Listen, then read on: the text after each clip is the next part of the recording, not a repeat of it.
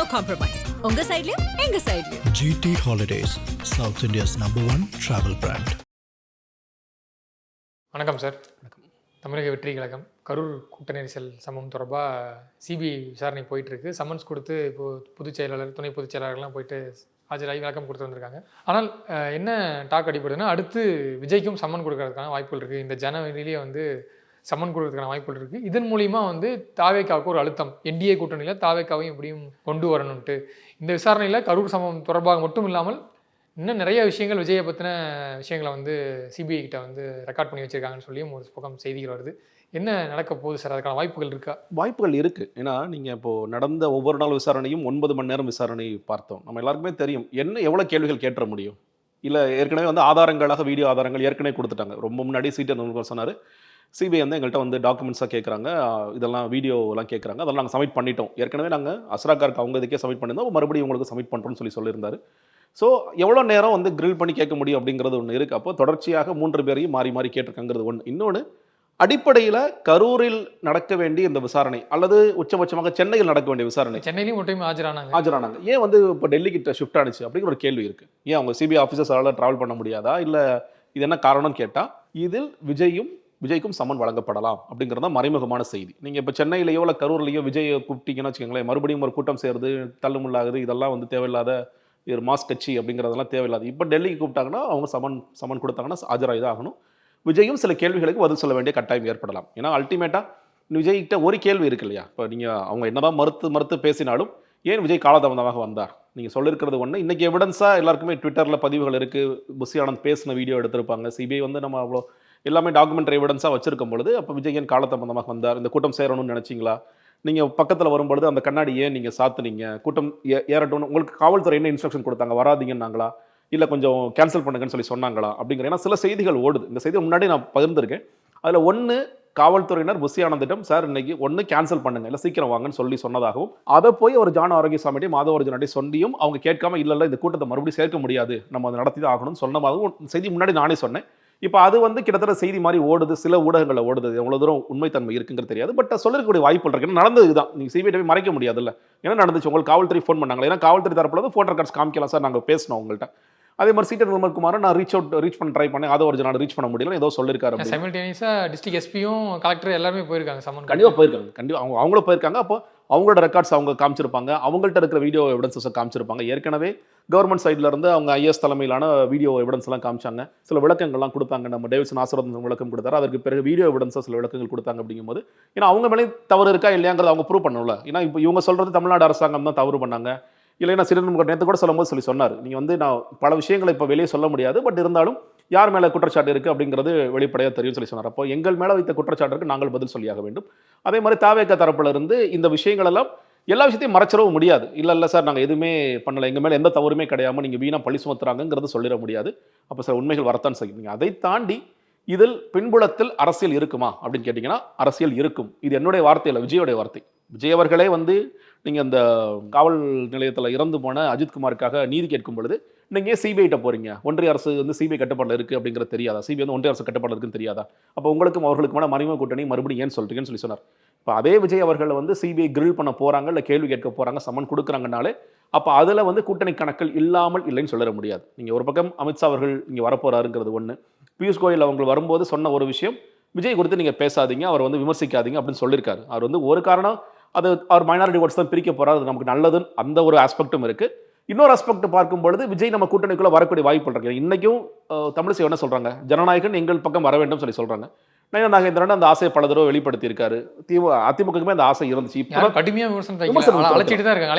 அழைப்பு வந்துட்டு தான் இருக்குன்னா அவங்க வந்து எல்லோரும் சில சர்வீஸ் வரும்பொழுது ஒருவேளை விஜய் என்டிஏக்கு வந்தார்னா இது பெரிய லெவலில் ஒரு மாற்றம் வரும், ஒரு பெரிய டஃப்பான கூட்டணியாக வரும். சில பேர் சொல்லும்போது ஜெயிச்சிருவாங்க சார், என்டிஏ க்ளீனாக அடிச்சிருவாங்க அப்படிங்கிற அளவு சொல்லும்போது அப்போ விஜயை நம்ம பக்கம் கொண்டு வருவதற்கான எல்லா முயற்சிகளையும் எல்லா விஷயங்களையும் பண்ணுவாங்க. பாஜக என்னென்ன மாதிரியான தடுத்த வேலைகள்லாம் பண்ணிருக்காங்க அப்படிங்கிறது தெரியும். இந்த பொலிட்டிக்கல் ப்ரெஷருக்கு மசிஞ்சு விஜய் வந்து இந்தியா பக்கம் போகிறதுக்கான வாய்ப்பு இருக்கு. நான் அதை சொல்லலாம், நான் நிறைய தடவை சொல்லியிருக்கேன். விஜய்க்கு இல்லை ஜான் ஆரோக்கியசாமிக்கு இதில் துளி கூட விருப்பம் இல்லாமல் இருக்கலாம், ஆனால் எவ்வளோ தூரம் நீங்கள் ரெசிஸ்ட் பண்ண முடியும்னு ஒரு கேள்வி இருக்குல்ல. இப்போ நீங்கள் எனக்கு தெரிஞ்ச இந்த இந்தியாவில் நடந்த எந்த ஸ்டாம்பீட் வழக்குகளையும் பெருசாக யாரும் தண்டனைலாம் கிடைச்சதே கிடையாது. இதுக்கு அட்லாஸ்ட் என்ன ஆகிடும், இது வந்து சரி யார் மேலே தவறு இல்லை வந்து சில தவறுகளை திருத்திக்கங்கன்னு மாதிரி ரெக்கமெண்டேஷன்ஸில் கூட கொடுத்துட்டு போயிடுவாங்க. அப்படி இருக்கும் பொழுது, ஆனால் இதை பயன்படுத்தி கொண்டு விஜய் இல்ல நீங்க இதுக்கு முக்கியமான காரணமா இருக்கீங்க அப்படின்ட்டு இதை வளைப்பதற்கான வாய்ப்புகள் இருக்கா? அதுதான் நான் சொல்றேன். அதை எவ்வளவு தூரம் ரெசிஸ்ட் பண்ண முடியும்? பிரஷர் கொடுக்குற ஒண்ணுமே இல்ல. ஒரு வாரம் டெய்லி நீங்க வரணும் சார். ஒரு வாரம் டெய்லி 9 மணி நேரம் உங்க சிபிஐ ஆஃபீஸ்ல உட்கார வைப்போம். அப்படிங்கிறதே விஜயால அந்த பிரஷரை ஹேண்டில் பண்ண முடியுமா? இல்ல அவர் இப்ப யார்கிட்ட போய் கேட்பாரு? நீங்க தனியா வாங்க. நீ இது வரைக்கும் நான் இப்ப சொல்றேனே, இப்ப செங்கோட்டையன் அவர்கள் ஒரு மீட்டிங்கு போய் உட்கார்ந்தா கூட அங்க சொல்றது கேட்டீங்கன்னா, செங்கோட்டையனோட பேசும்போது ஜான் நரகேசன் பக்கத்துல உட்கார்ந்திருக்காரு, புஷியானந்த் உட்கார்ந்திருக்காரு, ஆதவ ஒரிஜினல் உட்கார்ந்திருக்காரு. அவரை வச்சுட்டு தான் அவர் பேசுறாரு விஜய். விஜய்க்கு என்ன செங்கோட்டையன் என்ன பதில் சொல்லணும், என்ன கேள்வி கேட்கணும் அப்படிங்கிறது இன்னைக்குமே ஒரு குழப்பமா இருக்கு. அப்படி இருக்கும் பொழுது நீங்க தனியா விஜயை மட்டும் கூப்பிட்டு உட்கார வச்சு சில விஷயங்கள் பேசுனாங்கன்னா அதை அவர் எப்படி எடுத்துக்குவாருங்கிறது ஒண்ணு. இது எவ்வளவு தூரம் விஜய் ரெசிஸ்ட் பண்ண முடியும்? நான் ரொம்ப ஒரு ஹார்ட் கோர் பொலிட்டிஷியன், நான் இதெல்லாம் பல விஷயங்களை பார்த்திருக்கேன், பல விசாரணை நான் பார்த்திருக்கேன். இது சினிமா இல்ல, ரியல் ஆஜராயிருக்கேன், கொடுத்திருக்கேன், எனக்கு விளக்கம் கொடுத்திருக்கேன்னா தெரியும். இன்னைக்கு விஜய் மட்டும் தனியாக கூப்பிட்டு இந்த மாதிரி விசாரணைகளை அவர் எப்படி பார்ப்பாரு? இன்னொன்று இந்த கூட்டணி மாதிரியான பேச்சுவார்த்தையில எப்படி ரெசிஸ்ட் பண்ணுவார்னு ஒரு கேள்வி இருக்கு. ஒரு பக்கம் கொள்கை எதிரின்னு அதோட நிலைப்பாடுல இருக்கலாம், விஜய் ஸ்ட்ராங்கா இருக்கலாம், ஜான் ஸ்ட்ராங்கா இருக்கலாம். ஆனால் அதை உடைக்கிறதுக்கான வேலைகளை ஒரு பக்கம் என்டிஏ பண்ணிட்டே இருக்கும் போது இதை பயன்படுத்துவார்களா கேட்டால் நிச்சயமா பயன்படுத்துவாங்க. அதில் எந்த மாற்று கருத்தும் இல்லை. விஜய் எந்த அளவுக்கு தாங்குறாரு அப்படிங்கறத பொறுத்து தான் இதோடைய முடிவுகள் வரும் நான் பார்க்கிறேன். சார் ஒரு பக்கம் கிரில் பண்ணிட்டு இருக்காங்க அப்படின்னா விஜய் இதுக்கு மசிஞ்சு ஓகே என்டிஏ தான் கூட்டணின்னு சொல்லிட்டு போக முடியுமா? ஏன்னா வார்த்தைக்கு கொள்கை எதிரி, அரசியல் எதிரி, கொள்கை ஒவ்வொரு கூட்டங்களையும் வந்து தொடர்ச்சியாக வந்து அதை சொல்லிட்டு இருக்காங்க. ஒரு பாயிண்ட் இருக்குங்க, அதாவது இன்னைக்கு அதிமுக சொல்லும் போது என்ன வார்த்தை சொல்றாங்க? திமுக மாதிரியான ஒரு பொது எதிரியை வீழ்த்துவதற்கு நாம எல்லாம் ஒன்றிணைய வேண்டும். நீங்க எல்லாத்தையும் தூக்கி போடுங்க, கொள்கை எதிரி அதெல்லாம் தூக்கி போட்டு இங்க வாங்க. உங்களோட நோக்கம் என்னோட நோக்கம் என்ன? திமுக வீழ்த்தணும். பாஜக நோக்கம் என்ன? திமுக வீழ்த்தணும். ஒரு பாமக வந்தாங்கன்னா அவங்களோட நோக்கம் என்ன? திமுக வீழ்த்தணும். அப்ப நம்ம எல்லாரும் சேர்ந்தாதான் திமுக வீழ்த்தணும். விஜய் ஒரு அறிக்கையில திமுக வீழ்த்துவதான் நம்முடைய லட்சியமாக இருக்க வேண்டும், நம்ம அரசியல் எதிரியை வீழ்த்துவதற்காக சில கொள்கை சமரசங்களை ஏன் நாம் செய்யக்கூடாதுன்னு சொல்லி கேட்டா அதற்கும் சரி மாட்டேட்டு தான் போறாங்க சில பேர் சொல்றேன். அப்ப என்ன ஆயிடும்? அப்போ இதுல என்ன ஒரு சிக்கல் கேட்டீங்கன்னா, ஏன் வந்து விஜய்க்கு இதுல விருப்பம் இல்லாமல் இது செய்வான்னு கேட்டீங்கன்னா, விஜயோட பொலிட்டிக்கல் கேரியர் என்ன ஆகும்னு ஒரு கேள்வி இருக்கு. நான் ஆரம்பத்துல தான் சொல்றேன், விஜய் ஒருவேளை முதல் தேர்தலிலேயே நீங்க வந்து நான் அதிமுக கூட்டணி போறதுலயே எனக்கு விருப்பம் இல்லை, என்டிஏக்குள்ள போயிட்டாரு, ஒரு சமரசத்தோட போயிட்டாருன்னா கொள்கை எதிரின்னு சொல்றவரோட விஜய் போய் கூட்டணி வைக்கிறார் அப்படிங்கிறது திமுக ஒரு ஈஸியா நரேட்டிவா மாறிடும்.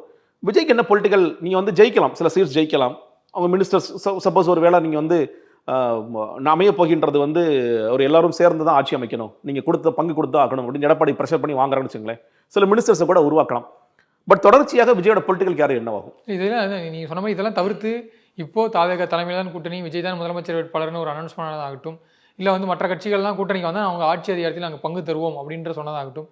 ஸோ இந்த வாக்குறுதி எல்லாமே சப்போஸ் கூட்டணி போயிட்டாங்கன்னா எல்லாமே பொய்த்து போயிடும். அதை தாண்டி சிறுபான்மையினுடைய வாக்குகள் திமுக கிட்ட இருந்து இப்போ எல்லாமே தாவேகாவுக்கு கணிசமாக பிரிஞ்சு செல்லும்ன்ற நிலையில ஒருவேளை என்டிஏ பக்கம் போனாருன்னா தாவேகாவிலேயே எத்தனை பேர் இதை ஏற்றுக்குவாங்கன்னு தெரியல. ரொம்ப கரெக்டாக நீங்கள் அந்த மைனாரிட்டிஸில் வந்து நான் விஜய் வந்து எவ்வளோ தூரம் மைனாரிட்டிஸை பிரிப்பாருங்கிறது எனக்கு கேள்வி இருக்கு. நான் கிறிஸ்டியன்ஸில் நான் ஒத்துக்கிறேன் பிரிப்பார். இன்னும் சொல்ல போனால் சில சர்வேஸில் சொல்லும்பொழுது பாளையங்கோட்டை போன்ற பகுதிகளை, கன்னியாகுமரி போன்ற பகுதிகளில் விஜய் 2வது இடத்துல கூட வருவார். நீங்கள் ஓவரால் சில சர்வீஸ் இருக்கிறாங்க, அதில் விஜய் எந்த இடத்துலையும் ஜெயிக்க போகிறது கிடையாது. பட் இந்த இடங்களில் 2வது இடம் வருவார். பட் நான் பார்க்குற வரைக்கும் இஸ்லாமியர்களை நீங்கள் சொல்கிற youngsters, first time voter, second time voters வர யங்ஸ்டர்ஸ் கண்டிப்பாக ஓட்டு போடுவாங்க, விஜயோடைய ரசிகர்களாக இருக்கக்கூடிய ஓட்டு போடுவாங்க. ஆனால் அதை தாண்டி இஸ்லாமியர்கள் நான் காலமாகவே நீங்கள் வந்து திமுகவுக்கு தான் ஓட்டு போடுறாங்கன்னு நான் பார்க்குறேன். நீங்கள் ஒரே ஒரு எக்ஸப்ஷன் 2014 நீங்கள் மோடியா லேடியான்னு ஜெயலலிதா அவங்க கேட்டாங்க. அந்த தேர்தலில் 44% அதிகபட்ச சதவீதம் அதிமுகவுக்கு வந்தது.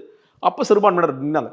நீங்கள் அதை தவிர்த்துட்டு பார்த்தீங்கன்னா எப்பொழுதுமே சிறுபான்மையினர்கள் நான் சொல்வதும் குறிப்பாக இஸ்லாமியர்கள். நீங்கள் அதனால தான் இஸ்லாமியரோட வாக்களை கவர்வதற்கு தான் ஒரு வக்பு வாரியம்னு எவ்வளவோ ஆதவர்ஜன கதறி பார்க்குறாரு, இன்றைக்கும் முயற்சி பண்ணுறாரு. ஆனால் இஸ்லாமியர் வாக்கில் அவ்வளோ ஈஸியெல்லாம் நகர்ந்துரும்னு எனக்கு தோணலை. நீங்கள் மற்ற மாநிலங்களில் கூட இப்போ வேற யாராவது போனாங்கன்னா புதிய ஆட்கள் வரும்பொழுது நகருதே தவிர தமிழ்நாட்டில் அது மாதிரி நகர்வதற்கான இப்போ வேறு சில புதிய குழுக்கள்லாம் கூட வருவாங்க, இஸ்லாமிய குழுக்கள் கூட. ஆனால் திமுக பக்கம் தான் இருக்குன்னு நினைக்கிறேன். ஸோ ரொம்ப ஒரு பெருசாக பிரிச்சுருவார் அப்படிங்கிறதுல எனக்கு பெருசாக நம்பிக்கை இல்லை. பட் ஆனால் நீங்கள் சொல்கிற மாதிரி ஒரு காம்ப்ரமைஸ்க்கு போயிட்டாரு அப்படின்னா இந்த பசங்களே கூட இஸ்லாமியர்களாக இருக்கக்கூடிய இளைஞர்கள் கூட யோசிப்பாங்க. ஏன்னா என்கிட்ட சில பசங்க பேசியிருக்காங்க, கண்டிப்பாக தலைவர் போக மாட்டாரா, எனக்கு தெரிஞ்சு போக மாட்டாருப்பா அப்படின்னு நான் சொல்லியிருக்கேன். இல்லைன்னா ஒரே போனால் நாங்களே யோசிப்போம். நீங்கள் அவங்கள வந்து நம்ம நிறைய விமர்சிக்கிறோம், நீங்கள் அரசியல் தெரியாத பசங்க விமர்சிக்கிறோம். ஆனால் இதில் எல்லாருமே தமிழ்நாட்டை பொறுத்த வரைக்கும் பாஜக குறித்து ஒரு சரியான பார்வை தான் இருக்குது. இந்த மண்ணுக்கு பாஜக வேண்டுமா வேண்டாமாங்கிற பார்வை இருக்குது. அந்த பார்வையின் அடிப்படையில் அவங்க வந்து வேண்டாம்னு சொல்லி முடிவெடுக்க வாய்ப்புகள் இருக்குது. கொள்கை எதிரின்னு சொல்லிட்டு அதில் போய் காம்ப்ரமைஸ் ஆகுறாருங்கிற இதாக இருக்கணும், கம்மியான சீட்ஸுக்கு போய் நிற்க போறாருங்கிறதாகலாம். இது எல்லாமே வந்து விஜயோடைய ஒரு லாங் டேர்ம் பொலிட்டிக்கல் கேரியர் குறித்து விஜய் யோசிச்சாருன்னா அதில் பெருசாக அடி வாங்குவார். இன்ஃபேக்ட் சினிமா கேரியருக்குமே அது அடி வாங்குவார். ஏன்னா இப்போ ரஜினி அவர்கள் ஒரே ஒரு முறை யோகி ஆதித்யநாத்தை பார்த்தாரு, காலில் விழுந்தாருன்னு சொன்னா அவர் என்ன எல்லாம் எழுதுறாங்க, இது வந்து ஜெயிலருக்கு முன்னாடி நடந்துருச்சு, அந்த கதையை வேற, நல்ல வேளை தலைவா 10 நாள் ஜெயிலர் ஓடினதுக்கப்புறம் நீ போய் காலில் விழுந்த அப்படின்னு சொன்னாங்க. அதே மாதிரி நீங்கள் அவரை பாஜகவை ஆதரித்து பேசுறது, வலதுசாரோட ஃபோட்டோ எடுக்கும் போதெல்லாம் ஒரு சங்கிங்கிற மாதிரி முத்திரை குத்திட்டாங்க. இதே மாதிரியான முத்திரை தானே விஜய்க்கு வரும். இப்போ ஏற்கனவே நீங்க என்டிஏ கூட்டணியில் போயிட்டாவே ஆயிடும். ஆல்ரெடி பிஜேபி பி டீம் சொல்லிட்டு இருந்தது கன்ஃபார்ம் பண்ணிடுவாங்கல்ல, திமுக கன்ஃபார்ம் பண்ணி கொடுத்துருவாங்கல்ல. ஆனா நான் சொல்றேன் அகைன், விஜய் இதெல்லாம் விருப்பத்தோட செய்கிறாரா? இல்ல, விஜய் விருப்பம் இல்லாமல் ரொம்ப ப்ரெஷர் பண்ணாங்கன்னா அந்த ப்ரெஷரை தாங்கக்கூடிய இடத்துல நிற்பாரா விஜய் அப்படிங்கிற ஒரு கேள்வி இருக்கு. ப்ரெஷரை ஒருவேளை தாங்கிட்டாருன்னா உண்மையிலே வந்து அதை பாராட்டதான். இல்லை, அதான் சார் கேட்கணும்னு நினைச்சேன். ஒருவேளை விஜய் வந்து இந்த ப்ரெஷரை ஹேண்டில் பண்ணி அதை தாண்டி இல்லை தாவேக்கா தலைமையிலான கூட்டணி தனிச்சு தான் நிற்பேன் இதையும் ஃபேஸ் பண்ணிட்டாருன்னா எந்த அளவுக்கு சார் உங்களுக்கு ஸ்கோப் இருக்கு? கண்டிப்பா ஸ்கோப் இருக்கு. ஸ்கோப் இந்த சென்ஸ் நான் சொல்றேன் இல்லைங்க, நீங்க வந்து இந்த தேர்தலில் தாவேக்காவோட இம்பாக்ட் என்ன பொறுத்த வரைக்கும் 8% 10%. முதல் தேர்தலே வந்து நீங்க அங்கீகரிக்கப்பட்ட கட்சியாக மாறலாம். 8% வாங்கிட்டாங்க அப்படிங்கிறத தாண்டி அதை தாண்டி வாக்கள் வருவதற்கு விஜய் இன்னும் தீவிரமாக வேலை செய்யல. 20% இல்லையா சார்? நிச்சயமா எனக்கு தெரிஞ்சு. அதாவதுங்க, நான் ஏன் சொல்றேன்னு வச்சுங்களேன், நீங்க கட்டமைப்பு வச்சே பாருங்களேன். இன்னைக்கு வந்து திமுக அதிமுக கட்டமைப்புங்கிறது அந்த கட்டமைப்பு தான் அப்படியே வாக்களை எடுத்துட்டு வருது நான் பாக்குறேன். நீங்க எஸ்ஐஆர் நல்ல உதாரணம். எஸ்ஐஆர்ல திமுக காரங்களும் அதிமுக காரங்களும் அந்த பூத் நிர்வாகியோட போறாங்க. அதாவது தமிழ்நாடு தேர்தல் ஆணையத்தால் நியமிக்கப்பட்டவங்களோட சேர்ந்து இவங்களும் போறாங்க. நான் அவங்களை கூட்டிட்டு போறேன், சில வீடுகளுக்கு போறாங்க, ஃபார்ம்ஸ் வாங்கி கொடுக்குறாங்க, ஃபில் பண்ணி கொடுக்குறாங்க, எல்லாம் பார்த்தோம் இல்லையா? விஜயோடைய பூத் ஏஜென்ட்ஸ் எங்கே போனாங்க அப்படிங்கிற கேள்வி எழுப்புறேன். எங்கேயுமே இல்லையே. இப்போ விஜய் கூட சொன்னாரப்பா, நம்ம ஆட்கள்லாம் பார்த்து கொடுக்க மாட்டேன், வீடியோ போட்டார், ரொம்ப லேட்டாக தான் வீடியோ போட்டார். சரி, அதை விட்டுட்டீங்க. ஃபார்ம் 6 எடுத்துகிட்டு போயிருக்கணும்ல, உங்களுடைய ஜென்சி வாக்காளர் தானே உங்களுடைய குறி. அப்போ இந்த நேரத்தில் நீங்கள் பூத்தில் நடக்கும் பொழுது அந்த இடத்துல தாவேக்கா துண்டு போட்ட 2 தம்பிகள் நின்று வாங்க ஒவ்வொரு அப்பார்ட்மெண்ட்டாக போய் நம்ம கூட்டிகிட்டு வருவோம் எல்லாத்தையும், இது விஜய்க்கான ஓட்டு அப்படி நீங்கள் செய்யணுமா? ஏன் செய்யலான்னு கேட்டிங்கன்னா, உங்களிடம் அந்த பலமே இல்லை. பூத்தில் உட்காருவதற்கு பலம் இல்லை. பூத்தில் உட்காராமல் நீங்கள் நிச்சயமாக வாக்குகளை பெற முடியாது. அதனால அந்த 20% வாய்ப்பு இல்லை. இதெல்லாம் பண்ணாமே நம்மளுக்கு வாக்குகள் வந்துடும். ஏன்னா வந்து அது விஜய்க்கு வேணா அப்படி யோசிக்கலாங்க. நீங்கள் வந்து ஆதவர்ஜனா முதல்ல பூத் முகர்கள் மாநாடுன்னு போட்டு பெரிய கிளாஸ் எல்லாம் எடுத்தார். அப்போ ஆதவர்ஜனாக்கு தெரியும்ல. ஆதவர்ஜனாவே சொல்லும் போது ஒரு பாயிண்ட் என்ன சொன்னார், 68,000 பூத் முகர்கள் இருக்காங்கன்னு சொல்லி சொன்னார். நம்ம ஊரில் 68,000 பூத்து. இப்போ வந்து எஸ்ஐஆருக்கு அப்புறம் என்ன சொல்றாங்கன்னா 73,000 பூத்தா மாறப்போகுதுன்னு சொல்லி சொல்றாங்க. நீங்க 73,000 பூத்துக்கு உங்க கணக்குப்படி பூத்துக்கு ஒரு ஆள் தான் இருக்காங்க. அதுலேயே ஆதவர்ஜன் என்ன சொன்னார்னா, அந்த லிஸ்ட் எடுத்துக்கிட்டு போய் விஜய்கிட்ட காமிச்சு வாய்ஸ் ஆஃப் காமன்ஸ் நாங்கள் செக் பண்ணிட்டு 20,000 ஃபேக் புஷியானந்தனை கொடுத்துருக்காங்கன்னு சொல்லிட்டார். அது இம்ப்ரூவ் ஆச்சா நமக்கு தெரியாது. திமுகவுடைய பூத் முகர்கள் எத்தனை? ஒரு பூத்துக்கு 10 பேர். அதிமுக 9 அல்ல 10 பேர். ஒரு பூத்துக்கு அவங்க கணக்கு என்ன? 1000 பேர் இருப்பாங்களா? ஆவரேஜா இருப்பாங்க. 100 பேருக்கு ஒரு ஆள். இந்த எஸ்ஐஆருக்காக ஸ்பெஷலாக என்ன பண்ணுறாங்க, BLA 2ன்னு ஒரு இடத்துக்கு போகிறாங்க. 2 பேருமே போகிறாங்க. இது தனியாக ஸ்பெஷலாக போடுங்க, சாஃப்ட்வேர் போடுங்க, எல்லாரும் வந்துருச்சா வரலன்னு பாருங்க, நம்ம ஓட்டு மிஸ் ஆகக்கூடாதுன்னு பார்க்குறாங்க. விஜய் என்ன செஞ்சார்? வீடியோ போட்டார். ஜென்சி கிட்ஸ்லாம் பார்த்துக்கன்னு சொல்லி சொன்னார். விர்ச்சுவல் வாரியர்ஸ்க்கு அதை கொடுக்குறாரு. களத்தில் இருக்கிற வாரியர்ஸ்க்குள்ள நீங்கள் சொல்லணும். விர்ச்சுவல் வாரியர்ஸ் என்ன பண்ணுவான்? எழுதிட்டே இருப்பான உட்காந்து, ஜென்சி கிட்ஸ் பாதுகாப்பாக இருங்க, கவனமாக இருங்க, ஃபார்ம் 6 டவுன்லோட் பண்ணுங்க, இதெல்லாம் சொல்லுவானா? களத்தில் இருக்கிற ஒவ்வொரு பூத் முகவரும் ஒவ்வொரு பூத்தில் உட்கார்ந்து கொண்டோ அல்லது ஒவ்வொரு வீட்டுக்கோ சென்று இந்த வேலைகளை நீங்கள் செய்ய வேண்டும். நீங்கள் இதுக்கு ஆப் வச்சிருக்கீங்கல்ல, மெம்பர்ஷிப் ஆப் வச்சிருக்கீங்கல்ல, அந்த ஆப்லேயே பிரமாதமாக அதை பண்ணலாமே. நீங்கள் ஏன் பண்ணல? இது உங்களை தடுத்தது. அதை நீங்கள் பண்ணிருந்தீங்கன்னா, ஆதவர்ஜன் அந்த மை டிவிக்கு ஆப் லான்ச் போது சொன்னார், தலைவர் வந்து வீட்டில் உட்காந்து யார் அதிகமான நிர்வாகிகளை சேர்க்குறாங்க, யார் அதிகமான மெம்பர் சேர்க்குறாங்கன்னு சொல்லி சொன்னார்ல. அப்போ இதை செய்யலாம்ல. நீங்கள் செய்யலைங்க போது நான் சொல்கிறேன், நீங்கள் அந்த அளவுக்கு உங்கள்கிட்ட கட்டமைப்புங்கிறது இல்லை. ஒன்று நீங்கள் ஏமாந்துட்டு இருக்கீங்களா, ஏமாத்துறாங்க சம்திங். ஸோ அது நடக்காது. ஸோ இன்னைக்கும் திமுக அதிமுக தான். நீங்கள் உதயநிதி சொன்ன அந்த விஷயத்தை நான் உடன்படுறேன். அவர் பத்திரிகையில் பேட்டி கொடுத்துருக்காரு. இந்த களம் என்பது திமுக இந்த தேர்தலை பொறுத்த வரைக்கும் அப்படி தான் இருக்கிறது. வேறு புதியவர்களுக்கு இங்கே வாய்ப்பு இல்லை. அதுதான் நான் சொல்கிறேன், வாய்ப்பு இருக்குது. என்னன்னு கேட்டிங்கன்னா, ஒரு 8% 10% அவர்களுக்கு தான் வாய்ப்பு இருக்குது. நீங்கள் அதான் இளைஞர்களாக இருக்கக்கூடிய, பெண்களாக இருக்கக்கூடியவர்கள் அவரெல்லாம் வாக்களிப்பார்கள்.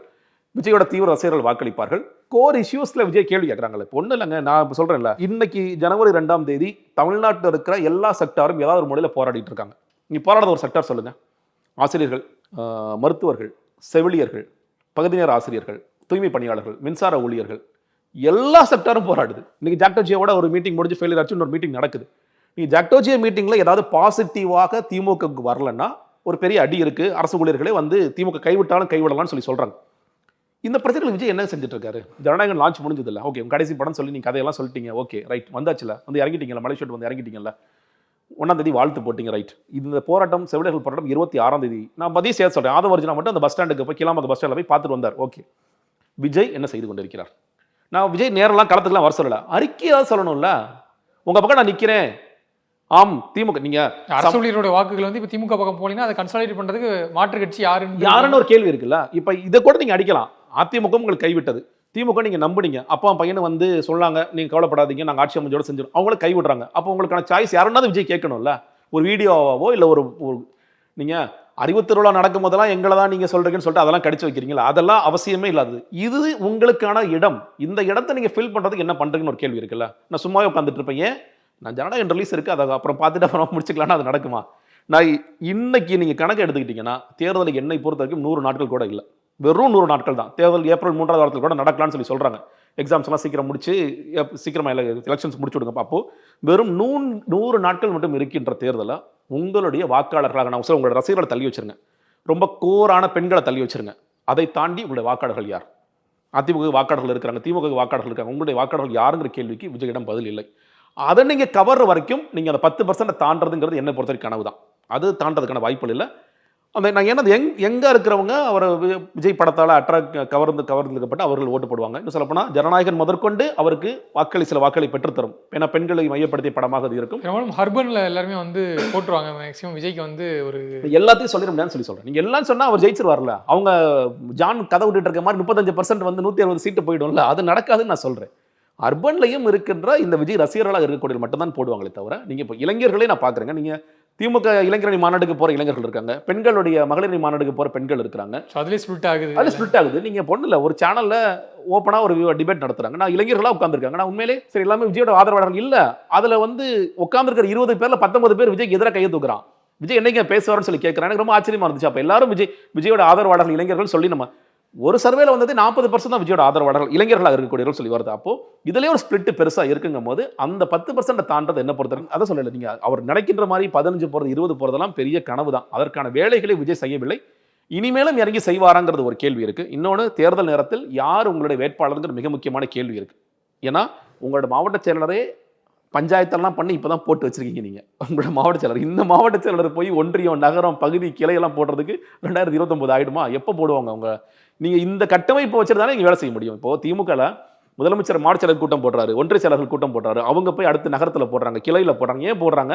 இப்போ தலைவர் இவ்வளோ கோவமாக இருக்காருப்பா, நம்ம மேலாம் நிறைய விஷயங்கள் நம்ம கோட்டை விட்டுருக்கோம்ப்பா, அதெல்லாம் சொல்லுவாங்க. தலைவர் இந்த திட்டத்தெல்லாம் எடுத்துகிட்டு போய் சொல்லியிருக்காருப்பா. அவர் இப்போ வந்து மகளிர் மாநாட்டில் கூட சில மகளிரோட பெண்கள் பேர் சொல்லி பேசுகிறாரு. இவங்களாம் ரொம்ப சிறப்பாக செயல்படுறாங்க, ட்விட்டரில் நிறைய எழுதுங்க, இதெல்லாம் சொல்லி சமூக ஊடகங்கள் எழுதுங்கன்னு சொல்லி சொல்கிறார். அப்போ இதெல்லாம் நீங்கள் லாஸ்ட்டில் வரைக்கும் கம்யூனிகேட் பண்ணுறதுக்கு ஒன்று வேணும் இல்லையா? அது எங்கே இருக்குது விஜய் கட்சியில்? இல்லவே இல்லையே. நீ செய்தி தொடர்பாளர்களாக சில பேர் இன்றைக்கி தான் வந்து போட்டே முடிக்கிறாங்க. அந்த செய்தி தொடர்பாளர் எத்தனை பேர் விவாதங்களுக்கு வர தயாராக நான் இருக்கும்போது அதுதான் பிரச்சனை. சரிங்க நான் போகலாமா? அதெல்லாம் போவேன் நான் பிரதர், பேசாமல் உட்காருங்க பிரதர். இது எதுக்கு செய்தி தொடர்பாளர் நீங்கள் போடணும்? அப்போ இந்த விஷயம் புரியாத இருக்கிற காரணத்தினால அந்த பெர்சன்டேஜுங்கிறது எனக்கு தெரிஞ்சு அது கனவு தான். கட்சி இந்த மாதிரி ஒரு சுச்சுவேஷன் இருக்கும்போது கூட்டணிக்கு ஒரு வேளை போயிட்டானா, இந்தியாவுக்குள்ளே போயிட்டானா இது எல்லாமே அவங்களுக்கு சுலபமாக முடியும். ஒரு 60 தொகுதி நீங்கள் சொல்கிற மாதிரி வாங்குறாங்கன்னா 60 தொகுதியிலும் வேட்பாளர் போடலாம். உங்களுக்கு வேலை செய்கிறதுக்கு கூட்டணி கட்சிகள்லேருந்து உங்களுக்கு சப்போர்ட் கிடைக்கும். ஸோ அப்போ வந்து நீங்கள் ஈஸியாக வந்து திமுக வந்து டேக்கிள் பண்ணிடலாம், வீழ்த்துறதுக்கான வாய்ப்புகள் கூட இருக்குன்னு சொல்கிறாங்களா சார்? ஆனால் லைஃப்பை தொலைச்சிருவாரு அவர், அதானே பிரச்சனை. நீங்கள் வந்து இன்னொன்று 60 சீட் எனக்கு தெரிஞ்சு டூ மச். இப்போது அதிமுக வந்து பாஜகவுக்கு 30க்குள்ளே சுருக்கணும்னு பார்க்குறாங்க, 23 சொல்கிறாங்க, ஏதோ ஒன்று சொல்கிறாங்க. அந்த நம்பர்ஸை விட விஜய்க்கு ஈக்குவலாக கம்மியாக தான் கொடுக்கணும்னு முயற்சி பண்ணுவாங்க. ஒரு காலத்தில் குருமூர்த்தியோட பிளான் என்னவாக இருந்துச்சுன்னா, விஜய்க்கு அதிகமான சீட்ஸ் கொடுங்க, உங்கள் சீட்ஸ் 14க்குள்ளே நின்றுக்கங்க, நீங்கள் எங்கே திட்டினாலும் தோப்பீங்கன்னு ஒரு குருமூர்த்தி சொன்ன மாதிரி ஒரு செய்தி இருந்துச்சு. நீங்கள் ஸ்ட்ரைக் ரேட் உங்களுக்கு ரொம்ப போராக இருக்கும், விஜய்க்கு அதிகமான சீட்ஸ் கொடுத்தா டெபுட்டி சிஎம் மாதிரி ப்ராமிஸ் பண்ணி உள்ளே கொண்டு வாங்கன்னு சொல்லி சொன்னார். இன்றைக்கும் அந்த நிலைமையில தான் பாஜக இருக்குமாங்கிறது நான் சொல்கிறேன். ஒருவேளை கூட்டணி ஆட்சியாக இருந்தால் நமக்கு முக்கியமான துறையெல்லாம் நமக்கு தேவைப்படும். அப்போ அந்த நேரத்தில் நம்ம போய் 10 சீட்டில் நிற்கிறது, 14 சீட்டில் நிற்கிறது. ஏன்னா திமுக அந்த இடத்துல நமக்கு அங்கனை கட்டி வேலை பார்த்து நம்மளை காலி பண்ணுவாங்க, பாமக காலி பண்ணுவாங்க, நம்மளை காலி பண்ணுவாங்க, நம்ம ஈஸி டார்கெட்ஸாக இருப்போம். அப்படிங்கிறதுனால அது பண்ண மாட்டாங்க. அப்போது விஜய்க்கு கொடுக்குற சீட்ஸ் வந்து பாஜகவோட 1 சீட் 2 சீட் குறைவாகத்தான் இருக்குமே தவிர அதிகமான சீட்ஸ் இருக்கிறதுக்கு வாய்ப்பு இல்லை. பட் நீங்கள் சொன்ன மாதிரி இந்த கேண்டிடேட்ஸ் வந்து பிரச்சாரத்துக்கு போகிறது, அவங்களுக்கான பணம் செலவழிக்கிறது, அவங்களுக்கான டெக்னிக்கலான விஷயங்கள், லீகலான விஷயங்கள், பூத் கமிட்டி போடுறது எல்லாமே வந்து ரொம்ப சுலபமாக முடியும். But at end of the day Vijay நான் இப்போ சொல்கிறேன், விஜய் நிற்க மாட்டார். ஒருவேளை இந்த கூட்டணிங்கிறனால விஜய் நின்று ஜெயிக்கிறாருன்னா கூட வச்சுக்கோங்களேன், அவரோட பொலிட்டிக்கல் கேரியர் என்னவாகும் அப்படிங்கிற ஒரு பெரிய கேள்வி இருக்குது. அந்த கேரியரில் மிகப்பெரிய ஒரு அடி வாங்கிடும். அப்போ இவரப்பா கூட்டணி வச்சுட்டு முதல் தேர்தல் 2037 கூட நீங்கள் வந்து இந்த கூட்டணியிலிருந்து வெளியேறி போட்டிட்டாலும் தனித்து போட்டிட்டாலும் அப்போ நீங்கள் 2029 அடுத்த கேள்வி வந்துருதுல்ல, ஏற்கனவே இந்தியாவுக்குள்ள போயிட்டீங்க. அப்போ 2029 மோடியின் கரங்களை வலுப்படுத்துங்கள் சொல்லி தான் நீங்கள் பேசணும். அப்படியே பொறுத்திருந்து பார்க்கலாம். நேரம் ஒதுக்கியது குறித்து நிறைய தகவல் பொறுத்துட்டீங்க. நேரத்திற்கு நன்றி சார். No compromise. உங்க சைடுலயும் எங்க சைடுலயும். GT Holidays, South India's #1 travel brand.